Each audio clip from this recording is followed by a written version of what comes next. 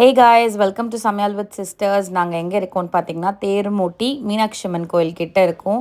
எங்கள் ஃபேமிலியில் 5 பொண்ணுக்கு அப்புறம் 2 பசங்க, அதாவது நான் சிஸ்டர்ஸ் 3 பேர், அதுக்கப்புறம் பேத்திங்க 2 பேர் எங்கள் அம்மாவுக்கு, அப்புறம் 2 பேரனுங்க வந்தாங்க. ஸோ பேரன் பிறந்தா தண்ணி பீச்சி அடிக்கிறோம் சித்திரை திருவிழாக்குன்னு அம்மா வேண்டியிருந்தாங்க. ஸோ அதுக்கான ஷாப்பிங் தான் போகிறோம். எப்பயுமே அப்பா வீட்டில் கலரி கொண்டாடுவாங்க. சித்திரை திருவிழா 7 நாள் திருவிழா இருக்கும். நான் அது லாங் வீடியோவில் போஸ்ட் பண்ணுறேன். இதுக்கு வந்து நாங்கள் சும்மா எல்லாமே செட்டாக இருக்கும் போய் வாங்கிடலான்னு பார்த்தோம். பட் அப்படி இல்லைங்க.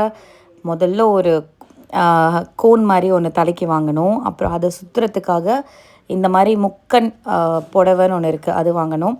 எல்லாம் வாங்கி டயர்டாயிட்டோம். அதனால் நடுவில் ஒரு சர்பத் அடிச்சுட்டு அன்றைக்கி வந்து இதுதான் தேர்மூட்டி சொல்லுவாங்க. இந்த தேர் இருக்குது இல்லையா, இது வந்து மீனாட்சி அம்மன் கோயில் தேர். அன்றைக்கி நாங்கள் போகிற அன்றைக்கி அது ஃபுல்லாக அலங்காரம் பண்ணி தேர் திருவிழா அன்றைக்கி நடந்தது. அதுக்கப்புறம் கையில் வந்து ஒரு பை மாட்டி தண்ணி பீச்சி அடிப்பாங்க. அது என்ன பைன்னு பார்த்தீங்கன்னா ஆட்டோட தோலில் செய்வாங்க. இதுதான் நான் சொன்ன கோன் ஷேப்பில் இருக்கிற கூடை. அதுக்கு மேலே இந்த முக்கன் புடவை வாங்கி அந்த புடவையை வந்து இந்த மாதிரி நல்ல தலப்பா மாதிரி சுற்றுவாங்க. அதுக்கு மேலே ஒரு மயில் ரக வச்ச இது எவ்வளோ நம்ம அலங்காரம் பண்ணுறோமோ அவ்வளோ பண்ணிக்கலாம். நம்மளால் புடவை வாங்க முடியலன்னா பார்டர்னு சொல்கிறாங்க.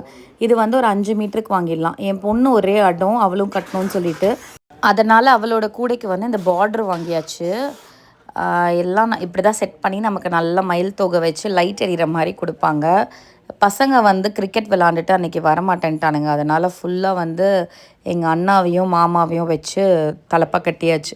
அம்மிக்கி கட்டுவாங்க அவங்களோட தலைக்கு ஏற்ற மாதிரி, பசங்களோட தலைக்கு ஏற்ற மாதிரி. இதுக்கு காஸ்டியூம் வந்து ஒரு பேண்ட்டு தான், அதுக்கு மேலே வந்து இன்னர் போடுற மாதிரி இருக்கும். அதுக்கப்புறம் இந்த கோன் செட் பண்ணி வாங்கிக்கணும். அலங்காரத்துக்கு இந்த மாதிரி செயின் வாங்கிக்கலாம். ஃபுல்லாக நாங்கள் அழகாக 3 பேரையும் அலங்காரம் பண்ணி தல்லாகுளத்தில் இருந்தது அழகர். ஆனால் அவ்வளோ தூரம் எங்களால் போக முடியாது. அதனால் தெப்பக்குளம் மாரியம்மன் கோயிலில் வந்து வச்சு அங்கே வர சாமியாடிங்க மேலே எல்லாம் தண்ணி அடிச்சிட்டோம். இதுதான் வந்து அந்த கோட்டு தோலில் பண்ணுற பை. அதுக்குள்ளே தண்ணி ஃபில் பண்ணி அடியில் வந்து நம்ம பைப் வச்சு அடிக்கணும். இது வந்து முதல்லலாம் வேறு பைப் இருந்தது. பட் அதில் ரொம்ப ஸ்ட்ராங்காக தண்ணி வருதுன்றதுக்காக இந்த வாட்டி வேறு மாதிரி ஒரு பைப் கொடுத்துட்டாங்க.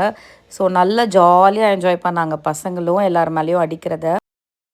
நைட்டு நாங்கள் போய் இது பண்ணும்போது லிட்ரலாக டைம் 10:30லேருந்து 11 இருக்குங்க. விடிய சித்திரை திருவிழா கொண்டாடுவாங்க மதுரையில்.